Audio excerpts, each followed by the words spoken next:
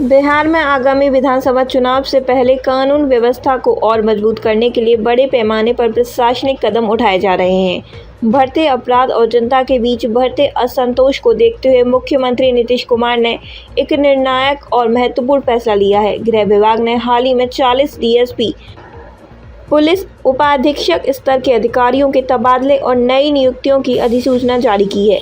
यह कदम न केवल चुनावी तैयारियों का हिस्सा है, बल्कि पुलिस तंत्र में नई ऊर्जा, जवाबदेही और दक्षता लाने की दिशा में एक ठोस प्रयास भी माना जा रहा है। सरकार का यह कदम अपराध नियंत्रण को और प्रभावी बनाने और जनता में विश्वास बहाल करने की दिशा में एक महत्वपूर्ण पहल है। इस तबादले के तहत बिहार के कई प्रमुख जिलों में डीएसपी स्तर के अधिकारियों की नियुक्ति और स्थानांतरण किया गया है। इन जिलों में पटना, बेगूसराय, मुजफ्फरपुर, मोतिहारी, गया, औरंगाबाद, समस्तीपुर, कटिहार, दरभंगा, नवादा, सिवान, बक्सर, जमुई, सीतामढ़ी, वैशाली और भागलपुर शामिल हैं। यह तबादले शहरी क्षेत्रों के साथ साथ ग्रामीण और संवेदनशील इलाकों को भी कवर करते हैं, ताकि पूरे राज्य में पुलिसिंग को और मजबूत किया जा सके। नवनीत कुमार, जो पहले जहानाबाद में यातायात डीएसपी के रूप में कार्यरत थे, अब भागलपुर में विधि व्यवस्था के डीएसपी नियुक्त किए गए हैं। इस तरह के तबादले पुलिस प्रशासन में नई गतिशीलता लाने की कोशिश का हिस्सा हैं। कई प्रमुख तबादलों में राजकुमार शाह को आरा सदर का अनुमंडल पुलिस पदाधिकारी, राजकिशोर सिंह को पटना सिटी का डीएसपी और आनंद कुमार पांडे को बेगूसराय सदर का डीएसपी बनाया गया है। इसके अलावा सुनीता कुमारी, जो पहले बिहार अपराध अनुसंधान विभाग में डीएसपी थी, अब जमुई के झाझा की डीएसपी होंगी। गौरव पांडे, जो रेल बरौनी के डीएसपी थे, अब बक्सर के नए डीएसपी नियुक्त किए गए हैं, जबकि रागनी कुमारी को सिवान में बगहा के रामनगर का डीएसपी बनाया गया है।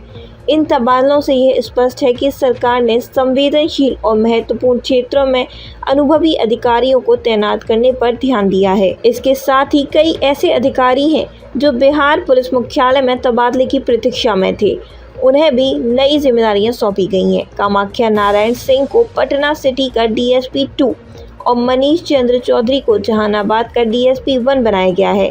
अन्य तबादलों में कुमार ऋषि राज को पटना विधि व्यवस्था का डीएसपी 2, उमेश कुमार को कैमूर के भभुआ का डीएसपी और रंजन कुमार को पटना सदर का डीएसपी 2 नियुक्त किया गया है।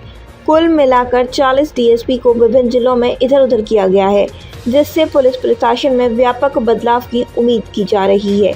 यह बदलाव उन क्षेत्रों में विशेष ध्यान देता है जहां अपराध की घटनाएं अधिक हैं या जो चुनावी दृष्टिकोण से संवेदनशील हैं। इस बड़े पैमाने पर तबादले में राजनीतिक और सामाजिक हलकों में खासी चर्चा पैदा कर दी है। जानकारों का मानना है कि सरकार का मुख्य उद्देश्य विधानसभा चुनाव से पहले अपराध पर अंकुश लगाकर कानून व्यवस्था की मजबूत छवि प्रस्तुत करना है। ये तबादले पुलिस विभाग में जवाबदेही और सक्रियता बढ़ाने की दिशा में भी एक महत्वपूर्ण कदम माने जा रहे हैं। जनता के बीच इस निर्णय को लेकर सकारात्मक प्रतिक्रियाएं देखने को मिल रही हैं। लोग उम्मीद कर रहे हैं कि नए अधिकारियों की तैनाती से पुलिसिंग में सुधार होगा, अपराध की घटनाओं में कमी आएगी और चुनाव के दौरान शांति और सुरक्षा सुनिश्चित होगी। विशेष रूप से संवेदनशील जिलों में नए डीएसपी की नियुक्ति से अपराध नियंत्रण में प्रभावी बदलाव की उम्मीद की जा रही है। इस तबादले की प्रक्रिया को देखते हुए यह स्पष्ट है कि सरकार ने रणनीतिक रूप से उन अधिकारियों को चुना है जिनके अनुभव और कार्यकुशलता से पुलिस प्रशासन को और मजबूती मिल सके। यह कदम न केवल अपराध नियंत्रण के लिए महत्वपूर्ण है, बल्कि यह भी दर्शाता है कि सरकार जनता की सुरक्षा और शांति को लेकर कितनी गंभीर है। नए डीएसपी की तैनाती से पुलिस विभाग में नई ऊर्जा का संचार होने की उम्मीद है, जो न केवल अपराध की रोकथाम में मदद करेगा, बल्कि जनता और पुलिस के बीच विश्वास को भी बढ़ाएगा, खासकर चुनावी माहौल में जब कानून व्यवस्था की स्थिति पर विशेष ध्यान देना जरूरी है। यह तबादले समय की मांग के अनुरूप है। अब सभी की नज़र इस बात पर टिकी है कि ये नए डीएसपी अपने अपने क्षेत्रों में कितनी प्रभावी भूमिका निभा पाते हैं। विधानसभा चुनाव के दौरान जब कानून व्यवस्था की स्थिति अत्यंत महत्वपूर्ण होगी, इन अधिकारियों की कार्यकुशलता और सक्रियता की कड़ी परीक्षा होगी। यह देखना भी दिलचस्प होगा कि क्या ये तबादले अपराध नियंत्रण में ठोस और दीर्घकालिक बदलाव ला पाते हैं। हमारे चैनल को सब्सक्राइब करें और इस खबर पर अपनी राय कमेंट में जरूर साझा करें। अगर आप फेसबुक पर यह खबर देख रहे हैं तो हमारे पेज को लाइक करना ना भूलें। धन्यवाद।